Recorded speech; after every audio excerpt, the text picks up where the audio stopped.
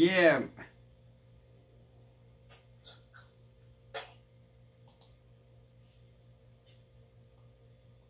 됐나요?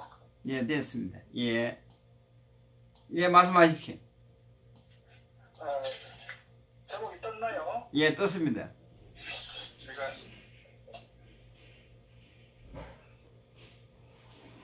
카톡방이고 지금 난리 났습니다. 한교안에 대해서.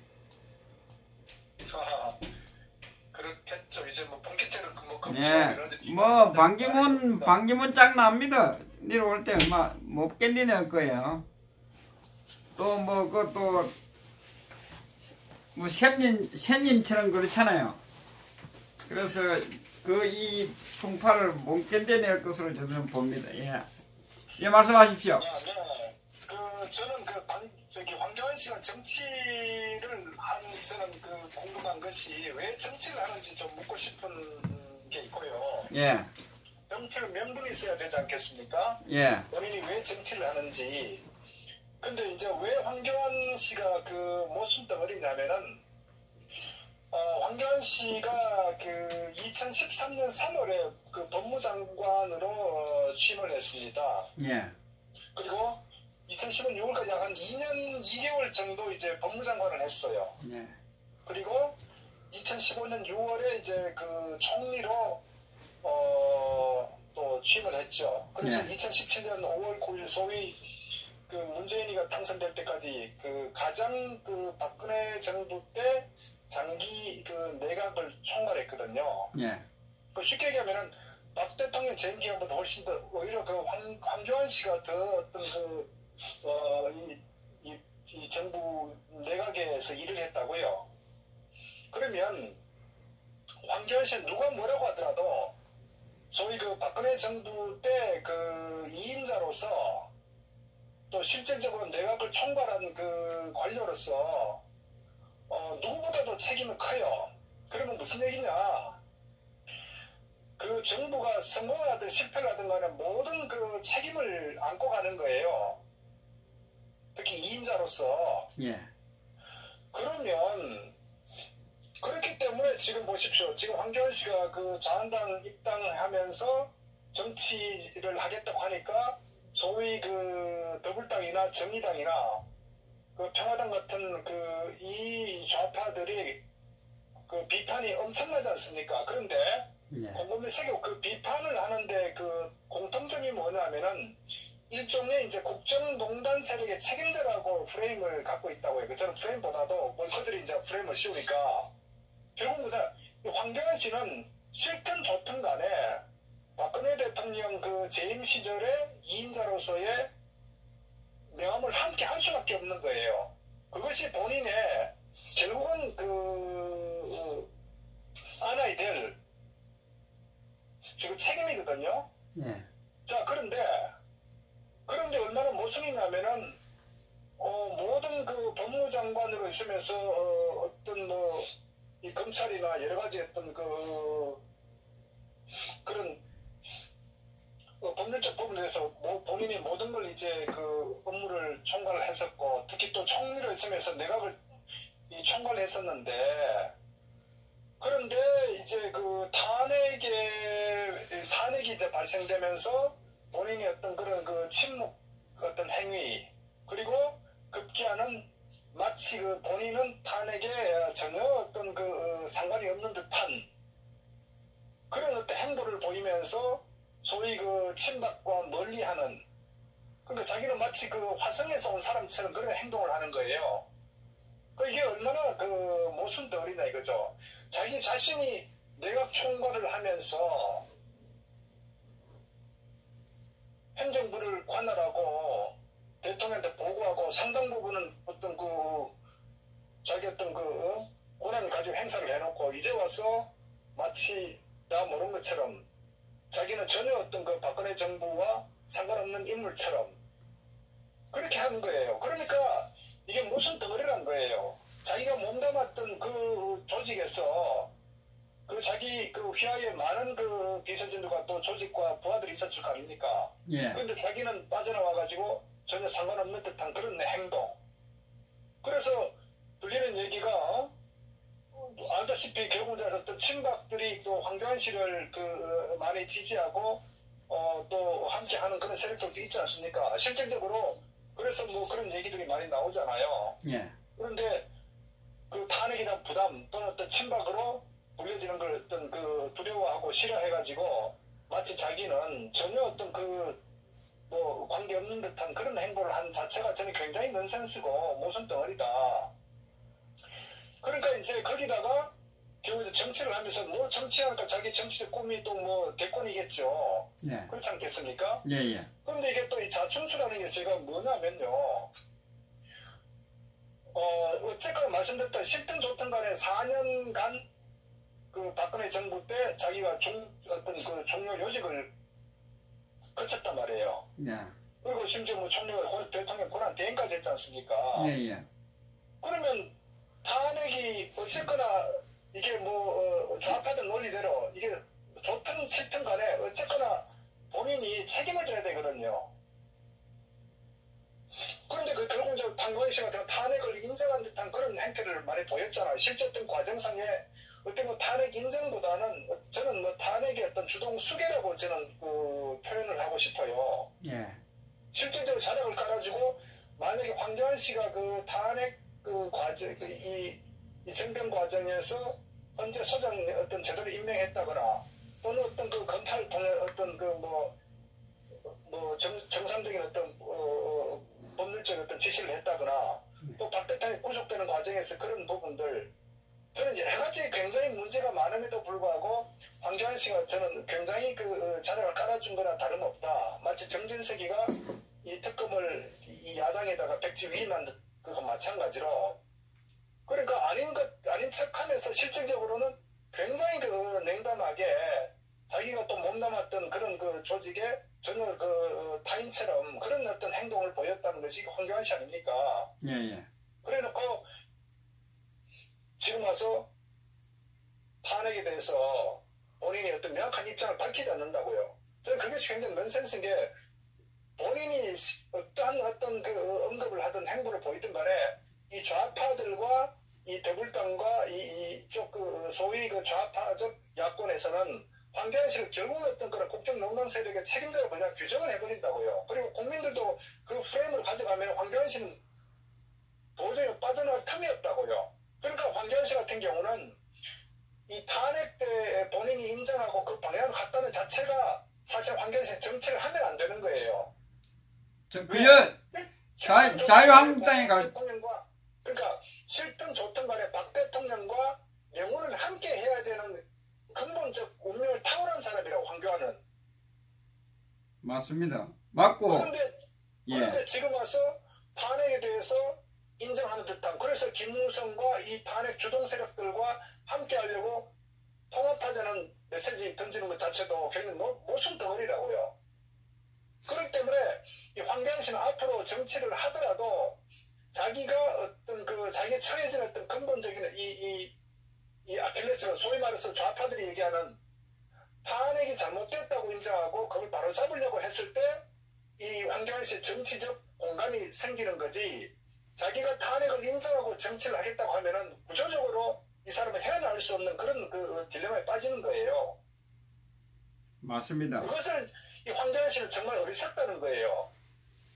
그 정치는 명분이고 나름대로 자기 가치가 있는데 말씀드렸다시피 예를 들어서 황교안 씨가 정치를 했었고 소위 말해서 새누리당 내에서 뭐 어떤 비박이나 나름대로 정치적 노선을 걸었다 그러면 또 차별을 한다는 나름대로 어떤 정치인이기 때문에 논리적으로 어느 정도 뭐 수긍할 수 있지만 이 사람은 관료 출신이라고요.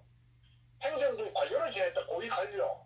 그렇기 때문에 박근혜 대통령의 2인자나 마찬가지예요. 실질적으로 뭐 어떤 총리 재직 기간이 만 2년이 넘었기 때문에 그런 사람이 자기가 몸담았던 자기 어떤 공간을 부정한다? 이건 자식이 부모를 부정하는 마찬가지라고요.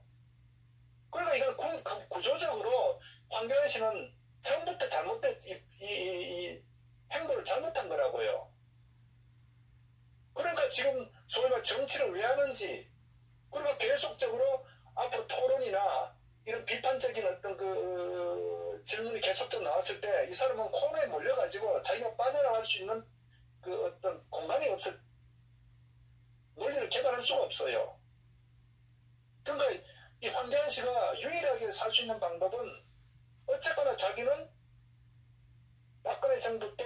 2인자로서 내각 총괄하면서 모든 행정적인 국가 어떤 이 중요한 어떤 그 의사결정 과정에서 상당 부분 자기가 개입을 했었고 지시하는 입장이었기 때문에 말씀드렸다시피 책임도 공도 과도 떠안을 수밖에 없는 그런 인물이 황교안이라고요. 그런데 자기가 탄핵을 인정하게 되면은 자기는 정치를 하면 안 되고, 그리고 탄핵에 대한 부정을 하면은, 근데 부정을 했었어야 되는 거예요, 사실 황교안 씨 같아. 그런데 황교안 씨는 처음부터 애매모호한 입장, 그리고 이 박근혜 대통령 이 재임실 2인자였으면 거기에 걸맞는 행동을 해야 되고, 또 하나는 그 이후에도 이 사법부였던 그 많은 문제가 발생됐음에도 불구하고, 특히 우리가 기억하다시피 박 대통령이 어떤 6개월 그 재판 과정에 정말 어떤 그 인권 말살되는 이런 그 정말 세계 어느 나라에서도 정말 찾아볼 수 없는 그런 그 주 4회 10시간 이상의 그 정말 비정상적인 이 재판이 진행됨에도 불구하고 본인이 한마디 한 적이 있습니까? 박 대통령 처음 그 기소됐을 때 6개월간 정말 나름의 그 법치를 지키려고 말도 안 되는 이 재판 과정이 있었지만은 하고 그 다음에 6개월 추가 연장되는 부분에서 이 법치가 도저히 이 사라졌다고 판단해서 보이콧한 거 아닙니까? 예. 그러면 황교안 씨가 법조인 같으면 더더구나 이 총리까지 지낸 인물 아닙니까? 그러면 그 당시에 강력하게 비판을 해야 되거든. 이 사법 어떤 이 판결 과정이 잘못됐다 재판이. 예. 근데 한마디 했습니까? 그러니까 이런 인간이 황교안의 실체라고요. 그런 인간이 정치를 한다? 넌센스죠. 자한당을 잘못 선택한 거 아닌가요? 그러니까 더불어민주당으로 갔어야 되는 거 아닙니까? 그러니까 황교안 씨가 정치를 한다는 어떤 그런 그 판단도 잘못됐고, 네. 또 황교안을 맹목적으로 환영하고 입당시켜서 나름의 그 자한당의 정치적 공간을 또 확대하려고 하는 그런 그 자한당의 소위 그 정치 주도 세력도 잘못됐고, 그러니까 자한당은 처음부터 스텝이 꼬이고 구조적으로 정상적 정치, 소위 우파 가치를 추구할 정치 세력이 아니라는 겁니다. 그 얘들은 뭐냐면 자꾸 정치 공학적으로 접근하는 거예요. 이건 아무리 복잡해도 우파가 바로 서려면은 원칙과 정도를 가야 되는 거예요. 더더구나 지금 최근에 또 정치적 이 환경에서는 꼼수를 부리고 정치 공학적으로 접근하면은 무조건 필패입니다. 이건 단순해요. 탄핵이 잘못됐고 거기에 대해서 실체를 규명해야 되고 거기에 관련된 자들을 엄벌해야 되고, 이것은 현재 만약 이 문재인 좌파 정권의 집권하에서는 어려움이 있다고 하더라도 정권 교체가 되면 반드시 소위 역사 바로 세우기, 탄핵의 실체 규명, 소위 드루킹 사건부터 모든 것을 전부 다 원점에서 규명을 해야 된다고요. 그러니까 결국은 진실은 반드시 드러나게 되어 있습니다. 박 대통령도 언급을 했지 않습니까? 진실 시간이 걸리더라도 반드시 밝혀지게 되어 있다고. 그렇습니다. 이 세상의 모든 일들은 모든 상황들 비사로 해서 반드시 밝혀지게 되어 있어요. 그러니까 그걸 꼼수로 당장 모면하려고 아무리 100번 발버둥 쳐봐야 결국은 거짓의 상만 더 저는 높아질 것밖에 없다, 이렇게 보는 거예요. 그래서 황교안 씨 같은 경우는 절대 차라리 탄핵 찬성 세력과 함께 하겠다고 차라리 메시지를 분명히 끊어버리면 차라리 자기 명분이 있어요. 그런데 이 양반은 근데 그것도 안 돼요. 왜? 말씀드렸다시피 행정부의 어떤 그 2인자로서 총리를 했기 때문에 이 사람은 논리 자체가 설 수가 없어요. 정치하는 데 있어서. 그러니까 자기가 착각하는 거예요. 그러니까 제가 볼 때 정치적 감각도 상당히 없는 사람이다. 그래서 앞으로 이 사람이 앞으로 정치 전면에 나서서 앞으로 진행되면 될수록 자기 모순에 계속 빠지게 돼 있다는 거예요. 그리고 그 입장을 묻는단 말이에요. 당신은 탄핵에 대해서 어떤 입장을 견지하는가 했을 때 탄핵에 대해서 수긍한다 하면요. 그럼 탄핵 수긍하면 당신이 2인자로서 책임을 져야 되는 거 아니냐. 그럼 뭐라고 할 겁니까? 그럼 잘못했으면 책임지겠습니다. 그러면 대통령이 감옥에 가 있는데 당신은 지금 이런 행보 보이는 것에 대해서 이거는 인간적으로도 맞지 않는 거예요. 논리적으로도 맞지도 않고 또 하나의 정치인으로서 명분의 측면에 있어서 맞지 않고 그래서 황교안 씨는 처음부터 스텝이 꼬였기 때문에 결론적으로 말씀드리자면 정치를 했다는 것 자체가 다시 한 번 또 자기 자신을 비참하게 또 만들어버린 거예요. 그러니까 저는 그런 측면에서 황교안 씨는 앞으로 시간이 지나면 지날수록 목숨 덩어리에 쌓일 것이다. 그리고 헤어나지 못한다.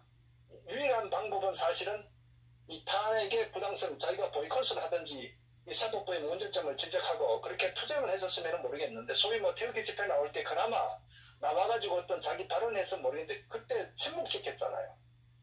그러니까 처음부터 꼬이기 때문에 앞으로도 절대 이거 풀 수가 없어요.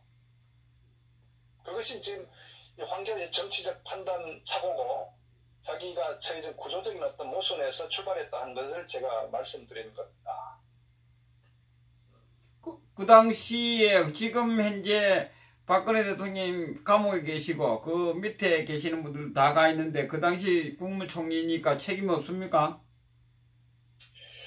그러니까 보십시오. 소위 말해서 이 좌파들은 없는 죄도 만들어서 적폐라고 규정해서 사법부에서 비정상적 판결을 해서 전부 줄줄이 구속 기소시켜버렸잖아요. 예. 그럼 황교안 씨는 왜 멀쩡합니까? 그러니까 더불어민주당으로 가야 되는 거 아닙니까? 그러니까 그렇기 때문에 이 사람은 자기가 정말 종교인이라면 회개를 하고 평생 자기가 어떤 자기가 모시던 대통령이 정말 어떤 이 마녀 사냥에 의해서 이 법이 완전히 사라진 상태에서 그렇게 고통을 받고 있는데 그러면 자기가 어떤 행동을 취해야 됩니까? 이건요 인간적으로도 법리적으로도 있을 수가 없는 거예요. 그럼에도 불구하고 마치 자기가 새로운 우파의 어떤 지도자인 것처럼 나타나서 젊은이들과의 어떤 대화를 하고 앞으로 통합하고 대한민국을 바로 세운다. 얼마나 넌센스예요. 궤변이죠, 궤변. 이것이 황교안 씨의 저는 정치적 한계고 자기 자신의 어떤 저는 이 정치를 왜 해야 되는지조차도 모르는 그러니까 그 관료의 한계고 황교안의 한계다 저는 그렇게 보는 거예요. 그러니까 황교안 씨를 마치 우리가 이 반기문 씨가 유엔 사무총장 퇴임하고 대한민국에서 새로운 어떤 지도자로 세계적 지도자인 것처럼 떠받들고 지지하고 했던 사람들 또 이 반기문을 앞세워가지고 정치적 어떤 영화를 추구하고자 하는 세력들 결국 어떻습니까? 말로 비참하잖아요. 그러니까 뭐든지 꼼수하고 정도에서 벗어나면은 반드시 그게 올바른 결과가 얻을 수가 없다고요. 저는 황교안 씨도 마찬가지고 황교안 씨를 추종하는 세력들, 황교안을 앞세워가지고 뭔가 정치적인 권력을 뭔가 좀 얻어보겠다는 세력들도 마찬가지라고요. 저는 그런 측면에서 결국 황교안 씨도 오래 못 갈 것이다 그렇게 봅니다. 결국은 좌파들의 어떤 공격과 비난에 의해서 무참하게 저는 무너질 거라고 봐요. 황교안 씨가 계속 한다는 전제하에서 그렇게 판단합니다. 예, 수고하셨습니다. 네, 감사합니다. 감사합니다. 편안한 밤 되시기 바랍니다.